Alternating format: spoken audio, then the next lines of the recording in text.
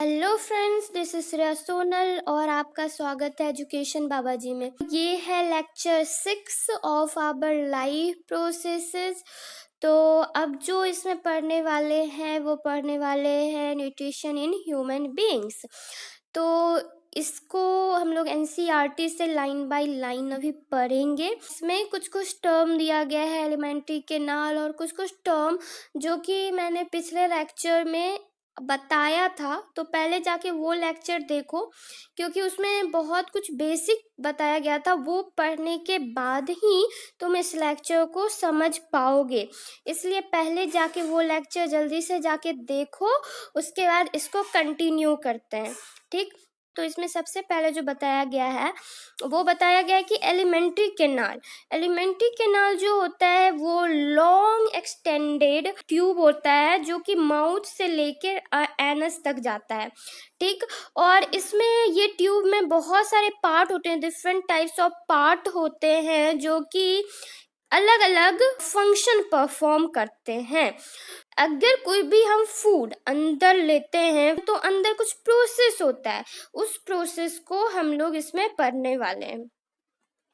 तो अब यहाँ पे एक्टिविटी दिया गया है एक 6.3 करके। तो इसमें बोला है सबसे पहले कि 1 ml ऑफ स्टार सॉल्यूशन ले लो। इस स्टार सॉल्यूशन को एक ट्यूब ए और ट्यूब बी दो में ले लो, ए और बी। तो इसमें जो है स्टार सॉल्यूशन ले लो और दोनों इक्वल अमाउंट में लेना है। और फिर एक जो ट्यूब है ए, इसमें सलाइवा डाल दो। ठीक, सलाइवा डाल दो और इसमें कुछ नहीं। तो अब इसको अनडिस्टर्ब रखो कुछ देर के लिए, 20 से 30 मिनट के लिए। और उसके बाद जो है इसमें डिल्यूट आयोडीन सॉल्यूशन जो है वो डालना है।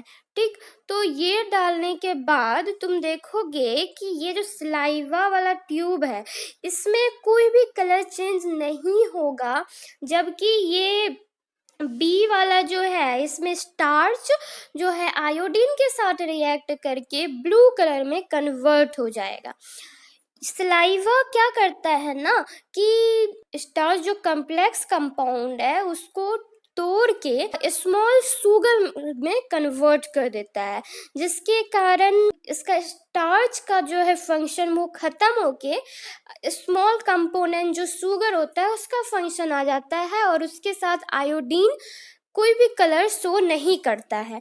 इसलिए सलाइवा वाला ट्यूब जो है उसमें कोई भी कलर चेंज नहीं होगा। ओके, तो अब आगे बढ़ते हैं। तो आगे जो है वो बोलता है कि हम लोग जो भी खाना खाते हैं वो सेम डाइजेस्टिव ट्रैक्ट जाता है।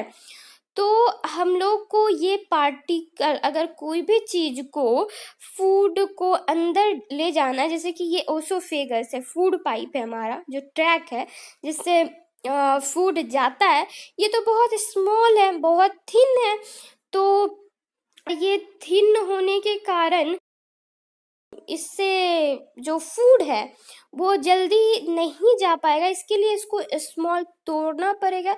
इसका टेक्सचर को स्मॉल और सेम टेक्सचर में लाना पड़ेगा ताकि फूड अच्छे से जा पाए अंदर।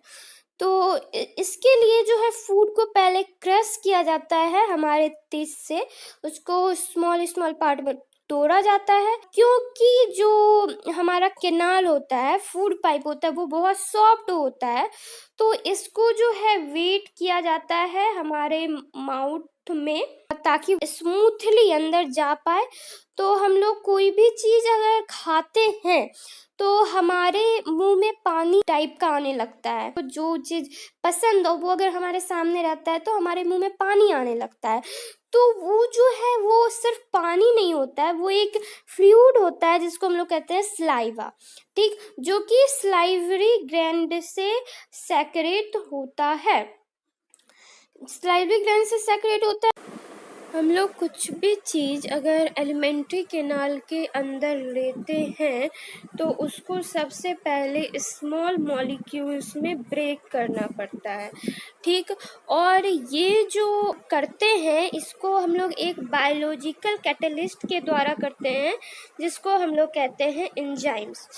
तो सलाइवा के अंदर एक एंजाइम्स होता है जिसको हम लोग कहते हैं सलाइवरी एमिलेज, जो कि स्टार्च को, जो कि एक कम्प्लेक्स मॉलिक्यूल है, उसको शुगर में तोड़ देता है, ठीक। तो स्टार्च को ये शुगर में तोड़ देता है, कौन सा, सलाइवरी एमिलेज, ठीक। और उसके बाद जो है, जो फूड है वो मिक्स हो जाता है सलाइवा में, और सलाइवा में मिक्स होने के बाद ये पूरे माउथ में जाता है, और मस्क्यूलर टंग जो होता है हम लोग के पास, उससे च्युइंग करता है, ठीक। तो आगे जो बताया गया है वो बताया गया है कि कोई भी फूड को एक रेगुलेटेड मैनर में मूव करना बहुत ज़रूरी है डाइजेस्टिव ट्यूब में, ताकि वो इच पार्ट में अच्छे से प्रोसेस कर पाए, ठीक। तो अब जो हम लोग का कैनाल होता है उसमें एक लाइनिंग होता है जिसमें मसल्स होते हैं जो कि कॉन्ट्रैक्ट करते हैं, और जब ये कॉन्ट्रैक्ट करते हैं तो हमारे फूड को नीचे की ओर पुश करते हैं, जिसके कारण ये ट्यूब में और हमारा जो कैनाल है उसमें फूड नीचे की ओर जाता है। इस मूवमेंट को हम लोग कहते हैं पेरिस्टाल्टिक मूवमेंट, ठीक। और हम लोग जो फूड लेते हैं वो पहले माउथ से लेते हैं, माउथ से फूड लेते हैं, और ये स्टमक तक जाता है फूड पाइप। तो पहले माउथ से फूड लेते हैं, उसके बाद ये फूड पाइप में जाता है, जिसको हम लोग ओसोफेगस कहते हैं, जो कि माउथ से लेकर स्टमक तक जाता है। और स्टमक जो है, stomach is a large organ that expand when food इंटर्स in it.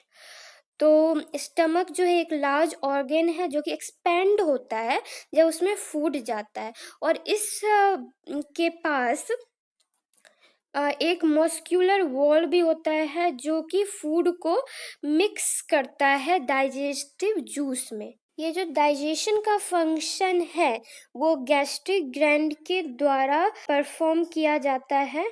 तो ये गैस्ट्रिक ग्लैंड जो होता है वो स्टमक वॉल में प्रेजेंट होता है, और ये जो है वो रिलीज करता है hydrochloric acid, protein digestive enzymes जिसको हम लोग पेप्सिन कहते हैं, और म्यूकस, ठीक।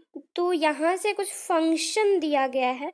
हाइड्रोक्लोरिक एसिड जो होता है वो एसिडिक मीडियम क्रिएट करता है, और ये एंजाइम्स जो होता है पेप्सिन को, जो कि प्रोटीन डाइजेस्टिव एंजाइम है, जो कि प्रोटीन को डाइजेस्ट करता है, उसको काम करने में मदद करता है HCl। तो और जो म्यूकस होता है, म्यूकस प्रोटेक्ट करता है inner lining of the stomach को, ताकि वो एसिड के एक्शन को कंट्रोल कर सके।